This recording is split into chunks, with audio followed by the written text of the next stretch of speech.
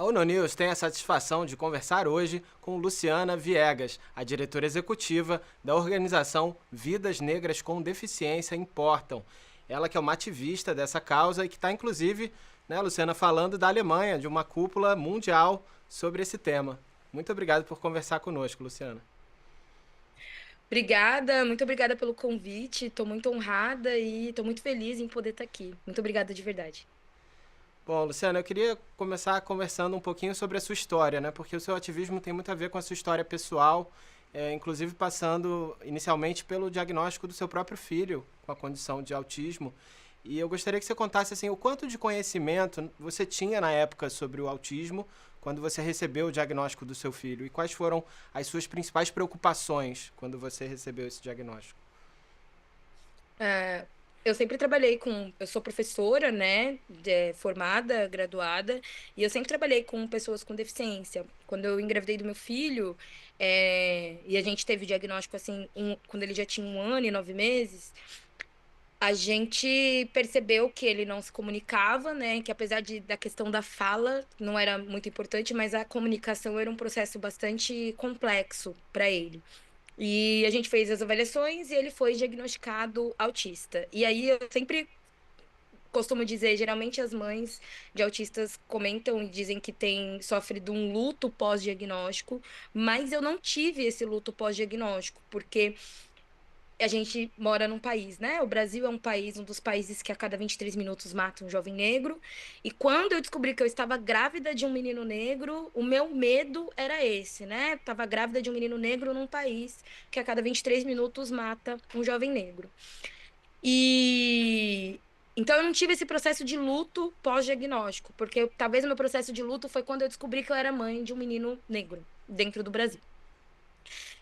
A gente fez a avaliação dele, ele passou por alguns processos bastante violentos, né, no processo da avaliação, inclusive do tipo dos avaliadores olharem para ele e falar que ele tinha uma criança de 1 ano e 9 meses com comportamentos disruptivos, birrento.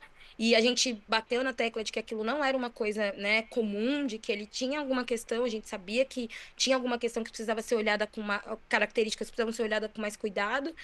E ele teve diagnóstico com 1 ano e 9. Depois do diagnóstico do meu filho, 1 ano depois, eu me vejo também naquele processo de me reconhecer, né? Então, ver meu filho me refletir ali nos comportamentos do meu filho e voltar para a infância, né? Porque uma das coisas que o processo da parentalidade te traz e da maternidade te traz é o quanto que você relembra da sua própria infância e como que você lidava com as coisas naquele momento.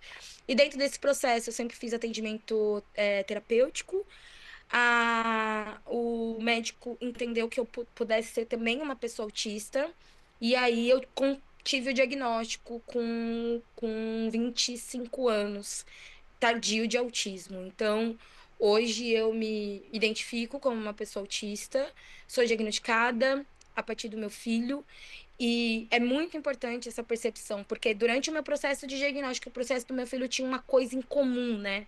Que era quando a gente é tratar das nossas características, falar das nossas características para o neuropsicólogo ou para avaliação, era sempre tratada num lugar de violência. Ah, você é muito agressivo, você é muito violento, aí uma série de questões.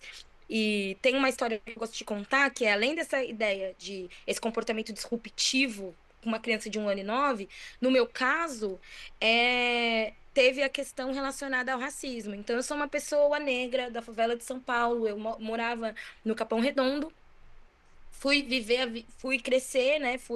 Me mudei para Jundiaí, e aí eu fui para Jundiaí, que é uma cidade que é colonizada por italianos, é uma colônia de italianos, é uma cidade bastante embranquecida e questões de raça são muito latentes. E desde pequena eu tenho uma família muito bem racializada. E eu lembro que meu pai, quando eu tive 5 anos, que eu passei pela primeira situação racista, meu pai olhou para mim e disse: Olha, filha, esse problema não é seu. Existe um mundo, e ali ele teve que ter esse contato, né? Existe um mundo em que existe um problema estrutural, que é o racismo, e que isso não é um problema seu. Isso é uma questão estrutural, isso não pode te parar. Eu lembro muito dessa conversa que eu tive com meu pai com 5 anos. E então meu pai sempre foi muito racializado. Então eu fui aprendendo desde pequena a lidar com o racismo que a gente costuma chamar de velado, mas não é velado, né? O racismo explícito dói do mesmo jeito, o olhar, a dinâmica dói do mesmo jeito. E na avaliação tem uma parte do MChat que você tem que é perguntado se você entende a fisionomia das pessoas, né? As intenções das pessoas por meio da fisionomia. E eu sempre dizia a mesma coisa, que eu não precisava mentir, que era eu entendo quando não é, quando eu entendo só racismo. Flerte, paquera, isso é uma característica do autismo. A gente realmente não entende a subjetividade das relações, o que a fisionomia está dizendo, às vezes não é o que a pessoa está falando. E todos os avaliadores paravam nessa pergunta e diziam assim: tá vendo? Você não é autista. Porque autismo não entende. Só que o questionamento nunca era de quais são os padrões que foi criado esse chat, se autismo é diagnosticado mesmo só por meio de um questionário, a gente tem que contar pontos nesse questionário. Nunca foi considerado que, às vezes, existem experiências e vivências que estão para além desse único, exclusivo questionário, que a gente tem que fazer uma avaliação mais biopsicossocial, que considere todas as questões sociais que envolvem, né? Porque raça molda a forma como a gente vivencia. A experiência de uma pessoa autista negra é completamente diferente da experiência de uma pessoa branca. Molda a nossa vida e faz parte da nossa identidade. Então, como que a saúde, as avaliações são pensadas? São pensadas por pessoas negras? Tem um olhar interseccional? Eu sou uma mulher negra, tem a questão da mulheridade, né? Dessa questão do olhar e tudo mais. E aí, acho que isso foi uma coisa que foi fundamental no processo do diagnóstico e que fez eu refletir, não só do meu filho, que eu tinha muito medo, meu filho é um menino negro num país que a cada 23 minutos mata um jovem negro e que não fala, meu filho é não oralizado, e aí como que vai ser essa experiência racial que é a abordagem policial? Né? É uma experiência racial. Como que vai ser isso com meu filho? E aí tudo isso resultou no Vidas Negras com Deficiência Importa, que é o movimento que eu atuo atualmente, né? Que eu tô à frente do movimento. Então, é muito importante entender esse processo da raça e da deficiência, porque a raça molda a experiência, a vivência de pessoas com deficiência no Brasil, sobretudo. Sem dúvida. E como você trouxe, né, os sistemas de saúde eles precisam se adaptar para ter uma avaliação, porque o diagnóstico ainda, em muitos casos, né, é tardio, é difícil, tem que lutar para ter um diagnóstico, como você explicou a partir da sua própria vivência. E eu queria te perguntar, inclusive, Luciana, se nesse processo todo você recebeu diagnósticos errados em relação à sua condição. Você passou por essa experiência também de ser diagnosticada com outra coisa que não tinha nada a ver? Apesar de eu ser diagnosticada autista, o meu processo, vamos pensar médico-terapêutico, não começa quando eu começo a suspeitar que eu sou autista. Então, desde os 12 anos, é entendido ali em comum, né, em comum acordo com quem fazia parte da minha rede de apoio, de suporte, de que eu precisava de atendimento terapêutico. Então, a escola percebeu que eu era uma aluna nota 1000, que eu fazia as coisas, conseguia dar conta das demandas acadêmicas, mas era nota zero, vamos dizer assim, para as relações e para as interações. Então, eu tinha muita dificuldade de me relacionar com os meus pares. Na verdade, é uma dificuldade que eu carrego até hoje. Então, eu tenho essa limitação, né? Essa dificuldade de relação com os pares. E que hoje, como eu entendo sobre o meu autismo, eu consigo lidar melhor do que eu não tinha repertório na época para lidar. Então, ao longo da minha trajetória terapêutica, eu tive vários diagnósticos e eram sempre associados a diagnósticos marginalizados. Não que o diagnóstico seja, mas era no lugar de tipo, ansiedade, depressão, TAG, esquizofrenia, bipolaridade. Era sempre do lugar da agressividade. O que não teria problema se eu tivesse de fato esses diagnósticos, porque eu não teria me submetido a um monte de tratamento errado. Né? Não teria problema, não existe uma hierarquia dos diagnósticos, mas existe uma questão que quando você é uma pessoa autista, negra, o autismo nunca vai ser considerado. Ele nunca vai ser passar pela memória que você pode ser uma pessoa neurodivergente, você pode ter um cérebro diverso e que isso faz parte da experiência. Porque existe uma coisa muito forte no Brasil, quando a gente fala de racismo estrutural, que é o estereótipo. Qual é o estereótipo da pessoa negra? Então, o estereótipo da pessoa negra que é direta, que para o autismo é objetividade, literalidade, para a pessoa negra é agressividade. Então, esses estereótipos vão perpassando e vão moldando a gente, quanto pessoa negra com deficiência, ou negra, autista, que vai desconsiderando a subjetividade. E aí, isso também impede, porque o diagnóstico de autismo, ele é clínico. E se hoje ele é um diagnóstico médico, exclusivamente médico, não tem. Por isso que é importante o processo do biopsicossocial. Por isso é importante uma avaliação de contexto. Porque quando ele é um diagnóstico unicamente médico, quantos médicos negros a gente tem no Brasil? Quantos profissionais negros racializados a gente tem no Brasil? Para além do profissional ser racializado, quanto que a saúde está discutindo a interseccionalidade, as experiências e as múltiplas vivências do que o povo brasileiro tem? O quanto que essa saúde ainda é herdada e copia, né? Copia e cola desse norte global, que está construindo e que está pautando. Então, acho que esse é um ponto fundamental e que atravessa todos nós individualmente. Então, no meu caso, eu brincava que eu era um montoado de CIDs. E aí era muito difícil. Por quê? Não porque era ruim ter um monte de CID, mas porque eu era submetida a tratamentos que não me ajudavam.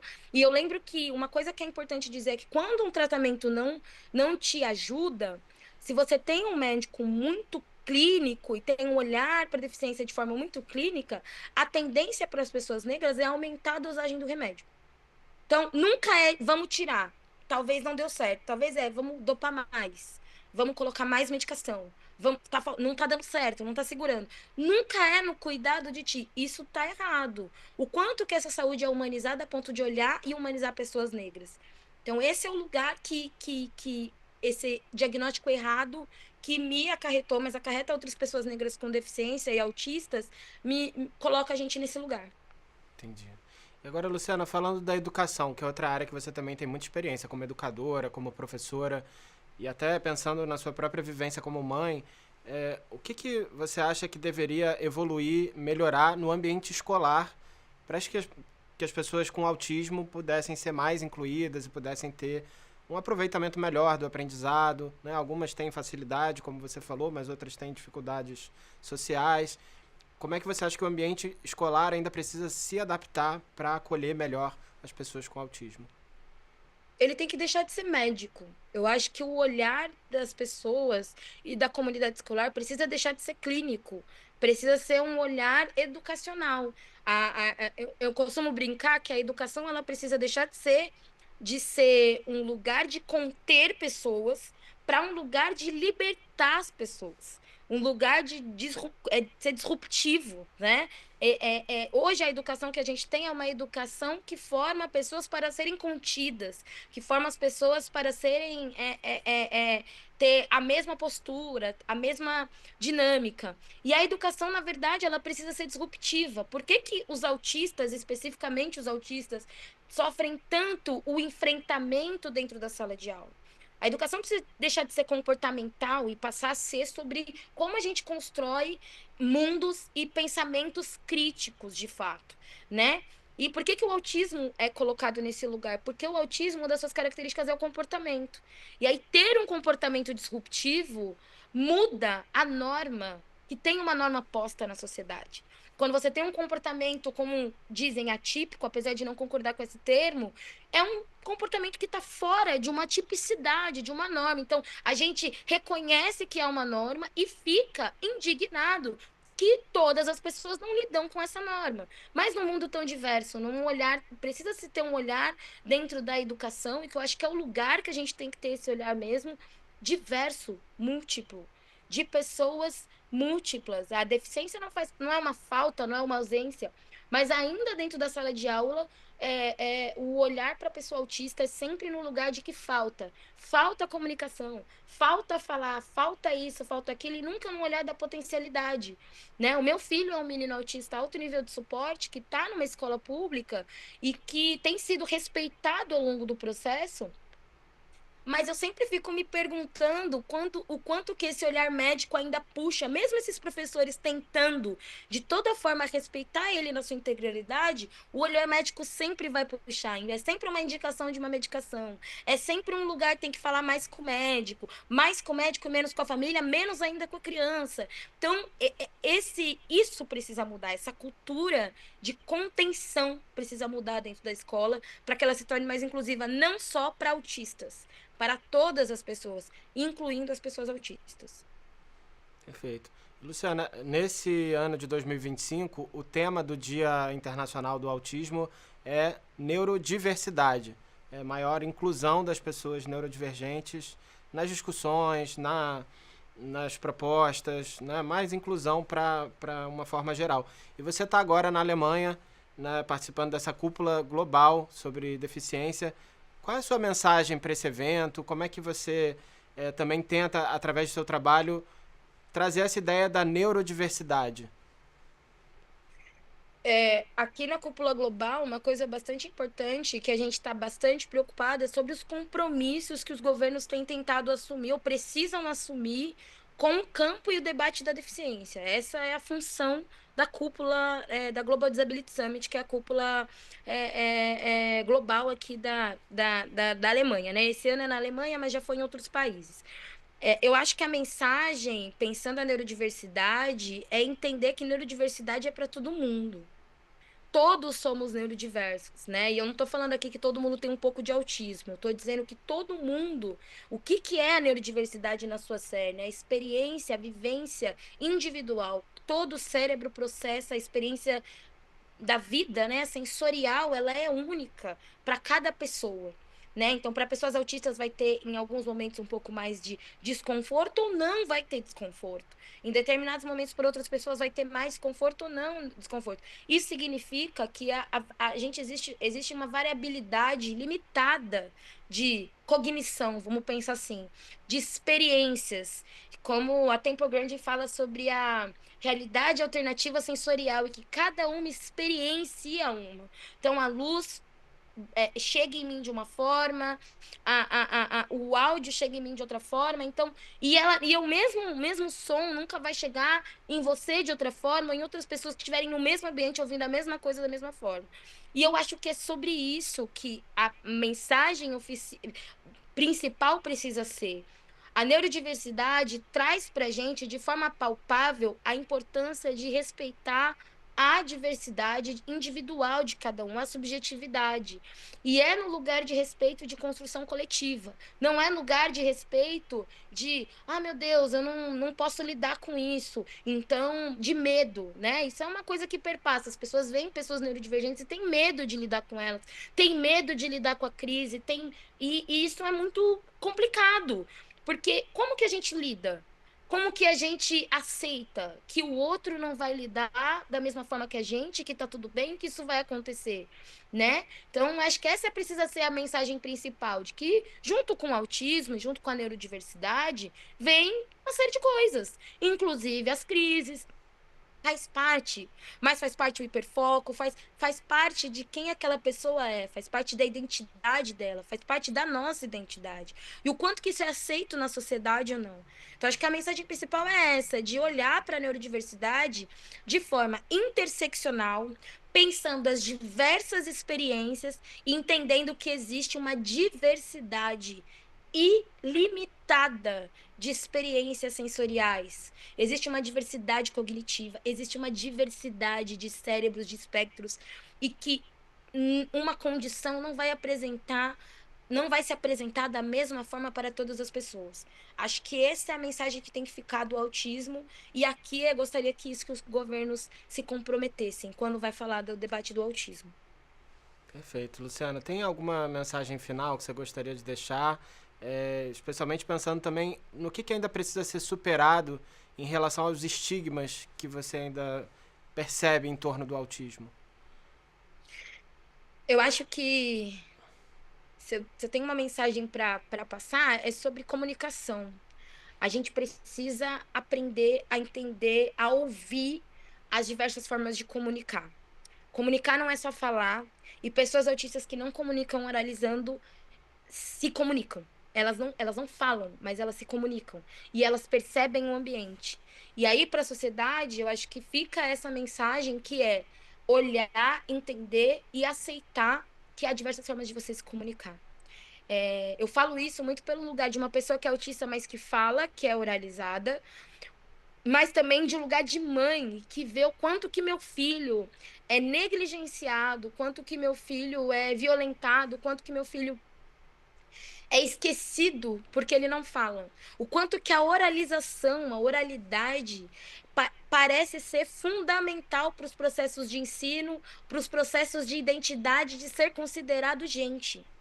Então, quem não fala não é considerado gente. Quem não fala não tem capacidade jurídica, quem não fala não tem decisão, não toma decisão. E hoje, atualmente, no Brasil e no mundo, a capacidade jurídica é uma coisa que é real e que leva pessoas com deficiência, com dificuldade de comunicação, inclusive para dentro de instituições. Então, não é só a oralidade que tá trazendo isso, não é só sobre não conseguir entender, é sobre como que a oralidade se torna um comportamento que, a partir do momento que você não tem ela, você perde direitos. Então, isso é a mensagem para mim que eu acho que fica quando a gente fala de autismo no Brasil e no mundo. O quanto que a gente precisa respeitar as diversas formas de se comunicar, sendo elas orais ou não. Perfeito. Luciana, mais uma vez eu agradeço por você compartilhar conosco as suas reflexões, a sua própria história pessoal, as suas lutas. Muito obrigado mais uma vez, em nome da ONU News, por essa entrevista. Obrigada, viu? Muito obrigada pelo convite. Estou muito feliz e espero que eu tenha conseguido trazer um pouco mais de clareza para esse assunto que é tão importante. Sim, com certeza. Muito obrigado.